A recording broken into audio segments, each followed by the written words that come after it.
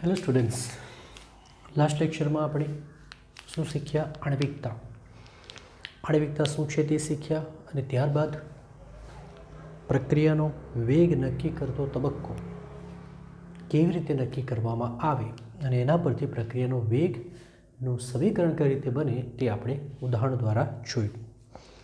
હવે આજના લેક્ચરમાં આપણે સંકલિત વેગ સમીકરણની ચર્ચા કરીશું. વિકલન વેગ સમીકરણ તો જોઈ ગયા. વિકલન વેગ સમીકરણની મર્યાદા એ છે કે જો એના પરથી આપણે તત્કાલીન વેગ મેળવવો હોય તો આપણે આલેખ દોરવો પડે, સાંદ્રતા વિરુદ્ધ સમય, અને જે તે બિંદુ આગળ સ્પર્શક દોરવો પડે, તો પ્રોસેસ લાંબી થઈ જાય. કહેવાનો મતલબ કે થોડું ડિફિકલ્ટ ભરેલું છે. તો તેવા કિસ્સામાં જો વિકલિત વેગ સમીકરણનું સંકલન કરવામાં આવે તો આપણને સંકલિત વેગ સમીકરણ મળે, અને આ સમીકરણ પરથી આપણને દરેક જુદી જુદી પ્રક્રિયા ક્રમ માટે જુદું જુદું સૂત્ર મળે. જેમ કે શૂન્ય ક્રમ માટે અલગ મળશે, પ્રથમ ક્રમ માટે, દ્વિતીય ક્રમ, અને સૂત્રમાં બેઠી જ કિંમત મૂકવાથી તમને જે તે સમયનો પ્રક્રિયાનો વેગ મળી જાય. મતલબ કે વધુ સરળ છે. મેથેમેટિકલી જોવા જઈએ તો વધુ સરળ છે. તો આપણે હવે એ સંકલિત વેગ સમીકરણની ચર્ચા કરીશું. આપણા સિલેબસમાં શૂન્ય ક્રમ અને પ્રથમ ક્રમ માટે સંકલિત વેગ સમીકરણની તારવણી છે. દ્વિતીય ક્રમ અને તૃતીય ક્રમનો અભ્યાસ તમે હાયર સ્ટડીમાં કરશો. ચાલો, તો આપણે વાત કરીશું શૂન્ય ક્રમની પ્રક્રિયા. પ્રથમ તો શૂન્ય ક્રમની પ્રક્રિયા કોને કહેવામાં આવે? યાદ કરો, શૂન્ય ક્રમની પ્રક્રિયા એટલે શું? તો શૂન્ય ક્રમની પ્રક્રિયાનો મતલબ થાય કે પ્રક્રિયાનો વેગ પ્રક્રિયકની શૂન્ય ઘાતના સમપ્રમાણમાં હોય. એવું જ હોય ને. પ્રક્રિયાનો ક્રમ મતલબ વેગ નિયમમાં આવતા સાંદ્રતા દર્શાવતા પદોના ઘાતાંકોના સરવાળાને શું કહેવામાં આવે? પ્રક્રિયા ક્રમ. હવે એ જો શૂન્ય થતો હોય તો પ્રક્રિયા ક્રમ શૂન્ય થઈ જાય. એનો મતલબ એ થઈ ગયો કે શૂન્ય ક્રમની પ્રક્રિયા શું છે? એવી પ્રક્રિયા કે જેમાં પ્રક્રિયાનો વેગ પ્રક્રિયકની સાંદ્રતાના શૂન્ય ઘાતાંકના સમપ્રમાણમાં હોય.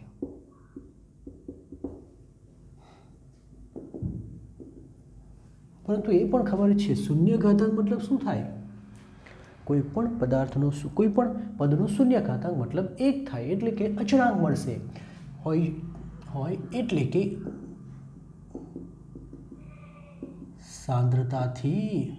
કે વેગ સાંદ્રતાથી સ્વતંત્ર થાય, એટલે કે વેગ સાંદ્રતાથી સ્વતંત્ર હોય. તો તેવી પ્રક્રિયાને શું કહેવામાં આવે? શૂન્ય ક્રમની પ્રક્રિયા કહે છે. ક્લિયર? ફરી પાછા ઉદાહરણ જોઈએ તો વધારે ખ્યાલ આવશે.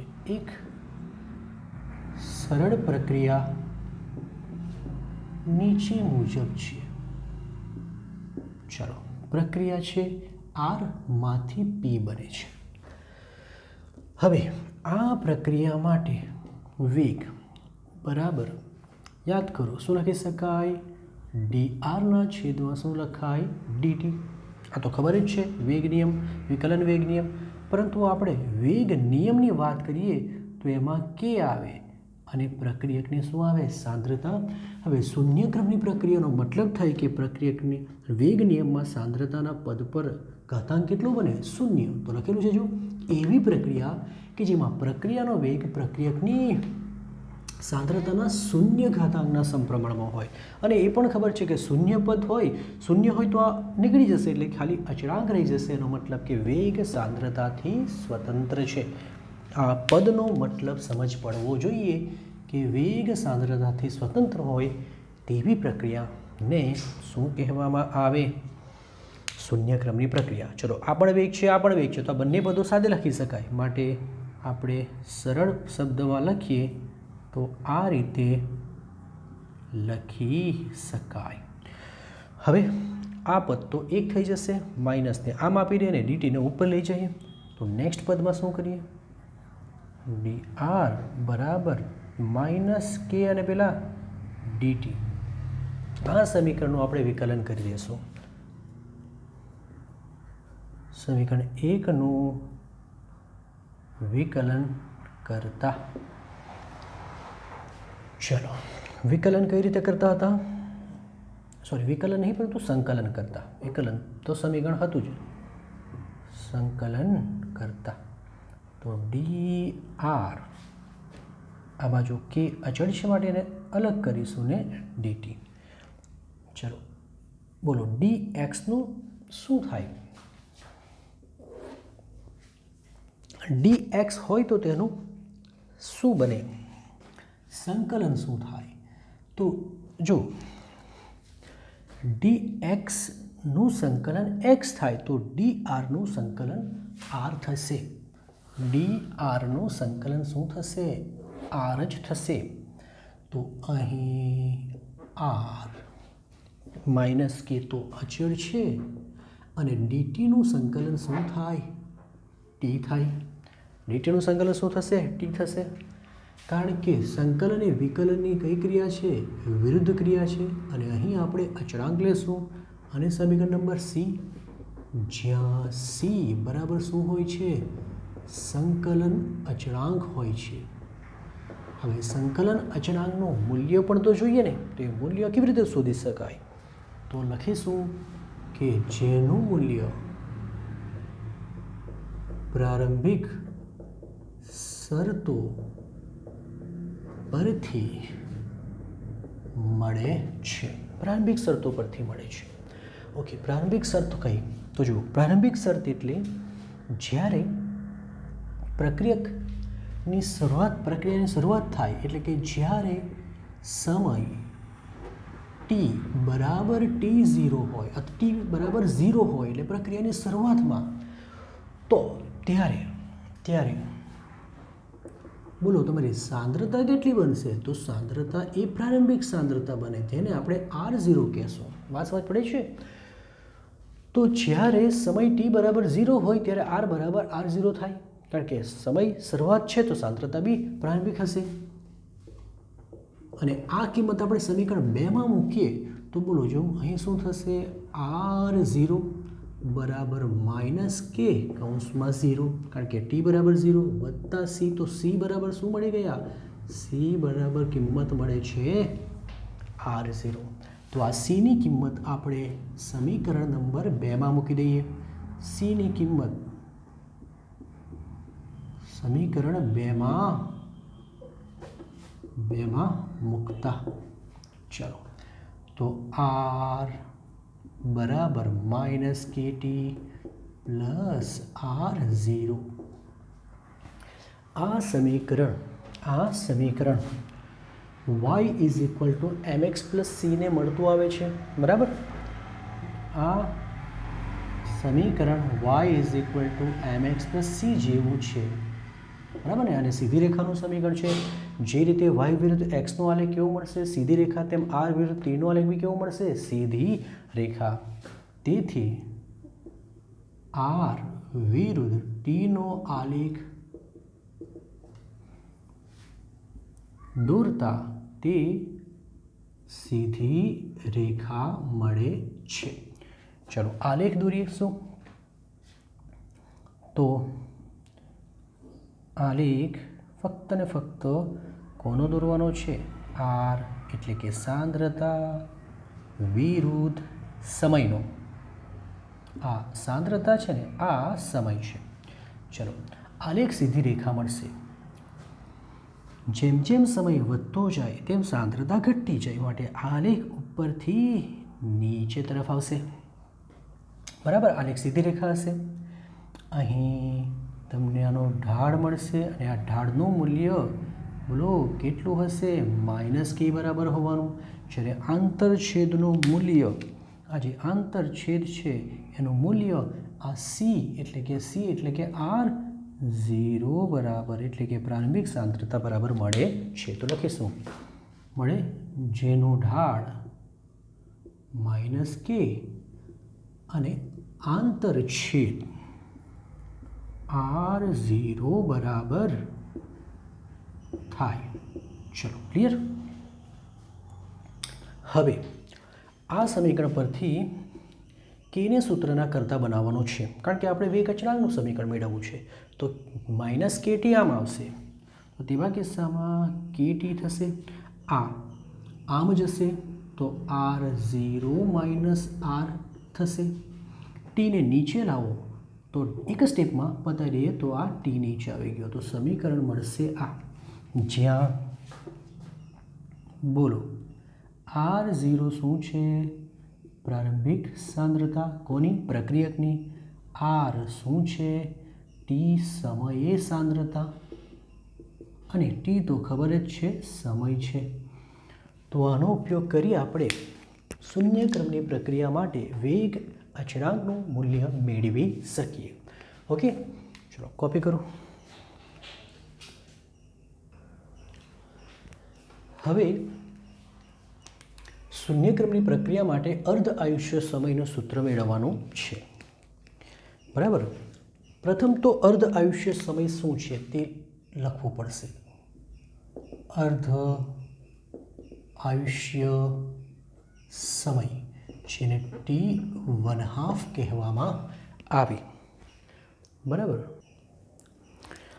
અર્ધ આયુષ્ય સમય એટલે પ્રક્રિયા શરૂ થયા બાદનો એવો સમયગાળો કે જ્યાં સુધીમાં પ્રક્રિયકની સાંદ્રતા શરૂઆતની સાંદ્રતા કરતાં અડધી થાય. મતલબ કે એવો સમય કે જે સમયગાળા દરમિયાન પ્રક્રિયકની સાંદ્રતા શરૂઆતની જે સાંદ્રતા હોય તેના કરતાં અડધી થાય. જો શરૂઆતની સાંદ્રતા આપણે 10 મોલર લઈએ તો 5 મોલર થવા માટે લાગતા સમયને કહેવામાં આવે અર્ધ આયુષ્ય સમય. જો શરૂઆતની સાંદ્રતા આપણે 2 મોલર લઈએ તો સાંદ્રતા 1 મોલર થવા માટે લાગતો સમય. કહેવાનો મતલબ શું કે એવો સમયગાળો કે, અથવા એમ લખી શકીશું આપણે કે જે સમયગાળા દરમિયાન પ્રક્રિયકની સાંદ્રતા, એ વાત તો ક્લિયર જ છે કે પ્રક્રિયકની સાંદ્રતામાં સમય સાથે ઘટાડો થાય અને નિપજની સાંદ્રતામાં સમય સાથે વધારો થાય. તો જે સમયગાળા દરમિયાન પ્રક્રિયકની સાંદ્રતા શરૂઆતની સાંદ્રતા કરતાં અડધી બને તે સમયગાળાને તે પ્રક્રિયાનો અર્ધ આયુષ્ય સમય કહે છે. હવે શૂન્ય ક્રમની પ્રક્રિયા માટે સૂત્ર કેવી રીતે મળે? તો શૂન્ય ક્રમની પ્રક્રિયા માટે બોલો કેનું સૂત્ર શું હતું? કે બરાબર R0 માઇનસ આર નીચે ટી. R0 પ્રારંભિક સાંદ્રતા, R કોઈક સમય એટલે કે ટી સમયે સાંદ્રતા. તો અહીં જો સમય એવો સમયગાળો લઈએ કે જે દરમિયાન પ્રક્રિયકની સાંદ્રતા અડધી થાય, તો ટી બરાબર જો T½ લઈશું તો જે આ અંતિમ સાંદ્રતા છે એ કેટલી થવી જોઈએ? અડધી થવી જોઈએ. કોનાથી અડધી થવી જોઈએ? પ્રારંભિક સાંદ્રતાથી અડધી થાય. કહેવાનો મતલબ કે જ્યારે તમે ટીની જગ્યાએ અર્ધ આયુષ્ય સમય લો તો આરની જગ્યાએ તમારે R0/2 લેવું પડે. તો સમીકરણમાં કિંમત મૂકી દેશું.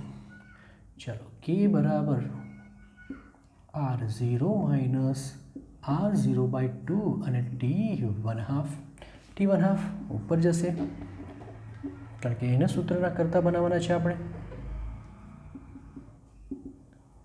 એકમાંથી અડધો જાય તો અડધો બચે, માટે R0/2 અને પેલા કે તો નીચે આવવાના જ, માટે સૂત્ર મળી ગયું R0/2, કે જ્યાં R0 પ્રારંભિક સાંદ્રતા અને કે વેગ અચળાંક છે. આમ લખી શકાય કે શૂન્ય ક્રમની પ્રક્રિયા માટે અર્ધ આયુષ્ય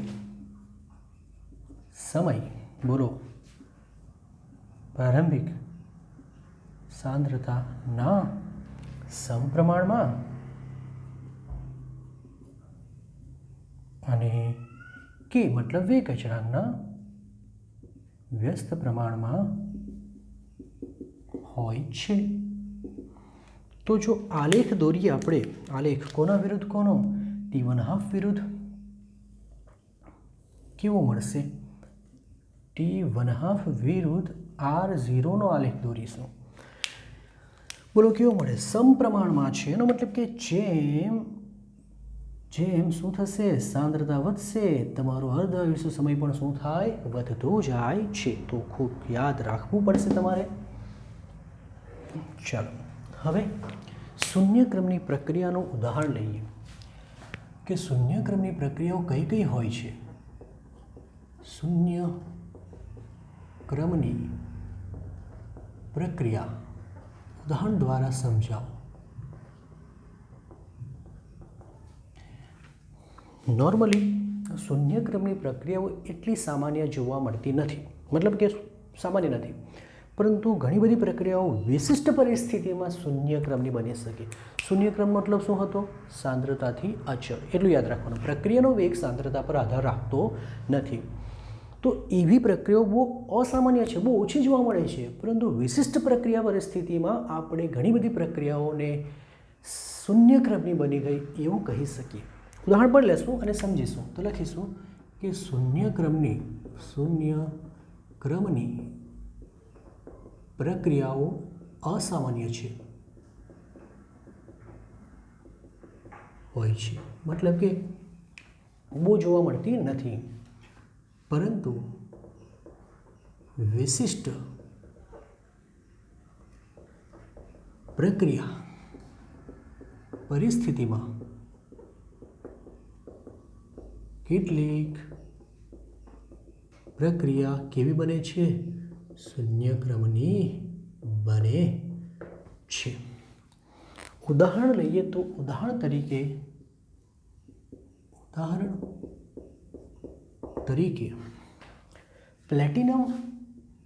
પ્લેટિનમની સપાટી પર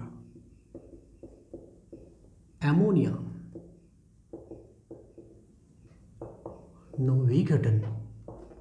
વિઘટનની પ્રક્રિયા ઊંચા દબાણે શૂન્યક્રમની બને છે.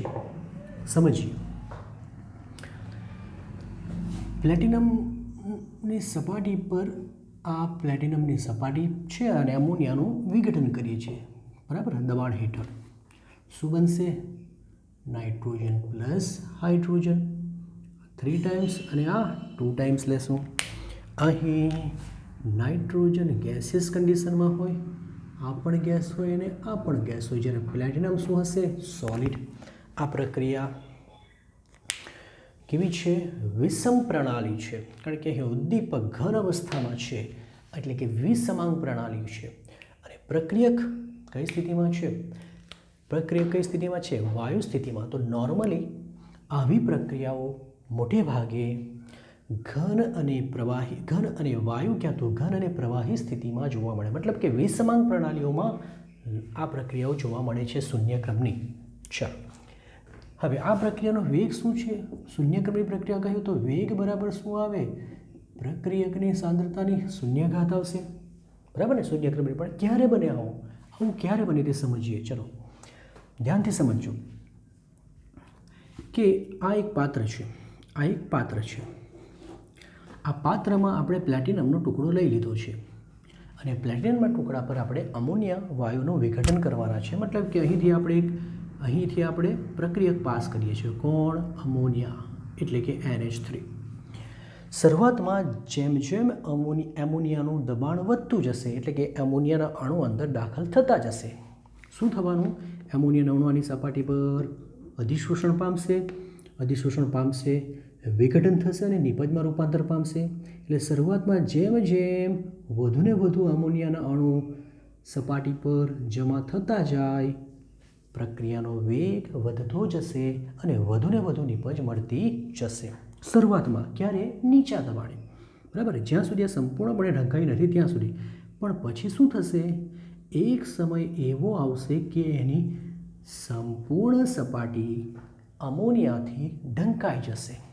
હવે એકવાર સપાટી ઢંકાઈ ગયા બાદ આપણે ગમે એટલું વધુ દબાણ આપીએ અને ગમે એટલા એમોનિયાના અણુ અંદર દાખલ કરીએ, પ્રક્રિયાનો વેગ અચળ થઈ જશે. કારણ શું છે? કારણ કે સપાટી ખાલી પડશે તો બીજો આવશે. એટલે કે જ્યાં સુધી સપાટી ખાલી ન પડશે ત્યાં સુધી બીજાને ચાન્સ મળશે નહીં. માટે ગમે એટલું દબાણ આપીશું આપણે, અહીંથી છૂટા પડશે તો જ બીજાને ચાન્સ મળશે. એટલે કે હવે દબાણથી પ્રક્રિયાનો વેગ સ્વતંત્ર થઈ ગયો. કારણ કે દબાણ વધારવા છતાં પણ પ્રક્રિયા અચળ વેગથી થાય છે, કારણ કે એની સપાટી તો ઘેરાયેલી છે અને એ સપાટીના સંપર્કમાં જેટલા અણુ છે એટલા જ પ્રક્રિયા અનુભવે છે. બહાર ગમે એટલા હશે એ પ્રક્રિયા અનુભવતા નથી. તો કહી શકાય કે ઊંચા દબાણે જ્યારે સપાટી સંપૂર્ણપણે ઢંકાઈ જાય ત્યારબાદ પ્રક્રિયાનો વેગ એમોનિયાના દબાણ એટલે કે તેની સાંદ્રતા પર આધાર રાખતો નથી. તો લખીશું આપણે આ વાત.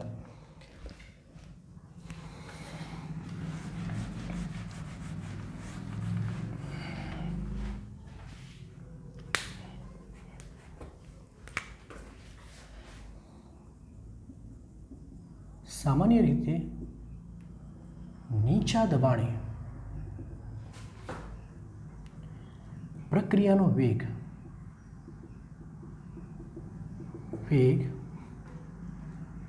પ્લેટિનમની સપાટી પર અધિશોષણ પામેલા એમોનિયાની સાંદ્રતાના કેવા પ્રમાણમાં હોય? શરૂઆતમાં તો સમપ્રમાણમાં. જેટલા વધુ શોષણ પામે એટલો પ્રક્રિયા વેગ વધે. સમપ્રમાણમાં હોય છે. એટલે કે પ્રક્રિયા સાંદ્રતા પર આધાર રાખે માટે પ્રક્રિયા પ્રથમ ક્રમની બને છે. પણ ક્યારે? નીચા દબાણે, ઓછી સાંદ્રતાએ. પછી લખીશું પરંતુ વધુ દબાણે જ્યારે પ્લેટિનમની સંપૂર્ણ સપાટી ઢંકાઈ ગયા બાદ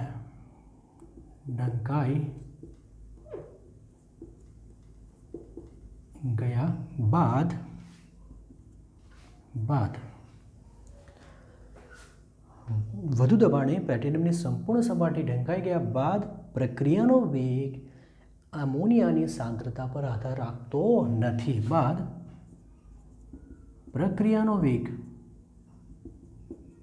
એમોનિયાની સાંદ્રતા એટલે કે દબાણ, વાયુની સાંદ્રતા જ દબાણ હોય છે, પર આધાર સાંદ્રતાથી અથવા એમોનિયાની સાંદ્રતાથી અચળ થઈ જાય છે. સાંદ્રતાથી અચળ બને છે એટલે કે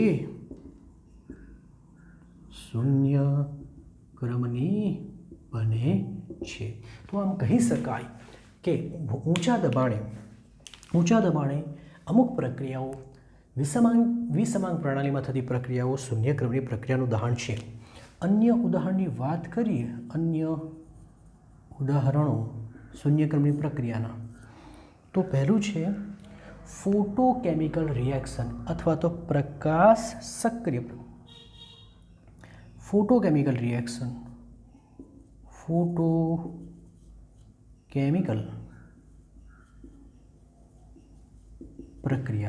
પ્રક્રિયા એટલે પ્રકાશ દ્વારા થતી પ્રક્રિયાઓ. બરાબર? જેમ કે એનું ઉદાહરણમાં પાછું પ્રકાશ સંશ્લેષણ તમે લઈ શકો. યાદ છે ને પ્રકાશ સંશ્લેષણ? તો બધી જ પ્રકાશની હાજરીમાં થતી પ્રક્રિયાઓ શૂન્યક્રમની છે, કારણ કે એ પ્રક્રિયામાં પ્રક્રિયાનો વેગ પ્રકાશની તીવ્રતા પર આધાર રાખે, નહીં કે પ્રક્રિયકની સાંદ્રતા પર. તો ખાસ યાદ રાખવાનું છે. બીજું ગોલ્ડ એટલે કે ગોલ્ડની સપાટી પર HIનું વિઘટન પણ શૂન્ય ક્રમની પ્રક્રિયાઓ છે અને એમોનિયાનું વિઘટન તો ખરું જ. તો આ છે શૂન્ય ક્રમની પ્રક્રિયાનું ઉદાહરણ. શૂન્ય ક્રમની પ્રક્રિયા પર આધારિત થોડા ક્વેશ્ચનો છે જે નીટમાં કે JEEમાં પૂછાઈ શકે. શૂન્ય ક્રમની પ્રક્રિયામાં એક પ્રક્રિયકની શરૂઆતની સાંદ્રતા 0.50 મોલર છે. 15 મિનિટના અંતે એની સાંદ્રતા ઘટીને 0.35 મોલર થાય તો તેના વેગ અચળાંકનું મૂલ્ય મેળવવાનું છે. તમારી પાસે પ્રારંભિક સાંદ્રતાઓ છે. પ્રારંભિક સાંદ્રતા એટલે જેને આપણે R0 કહેતા હતા, જેનું મૂલ્ય આપેલું છે 0.50. અંતિમ સાંદ્રતા જેને આપણે R કહેતા હતા, ઘણીવાર RT પણ કહેવામાં આવે, અને સમય આપેલો છે 15 મિનિટ. કે શોધવા કહે છે. સૂત્ર યાદ કરો, કયું સૂત્ર છે? કે બરાબર શૂન્યક્રમની પ્રક્રિયા માટે કે બરાબર R0 minus R divided by T. R0 50 અને આ થશે 35. મિનિટમાં રાખવું હોય તો 15 લેશું. 0.15 ડિવાઇડેડ બાય 15, આનો જવાબ 0.01 આવશે. હવે એકમ બોલો. શૂન્યક્રમની પ્રક્રિયા માટે કેનો એકમ શું આવે? કેનો એકમ આવે મોલ લીટર ઇન્વર્સ, અને અહીં મિનિટ લીધી હોવાથી મિનિટ ઇન્વર્સ બનશે. ચલો નેક્સ્ટ ક્વેશ્ચન જો. એક પ્રક્રિયામાં વેગ અચળાંક આપેલો છે. કે બરાબર આટલી વેલ્યુ આપેલી છે. કયા ક્રમની છે કહ્યું નથી, બસ ખાલી કે આપેલો છે.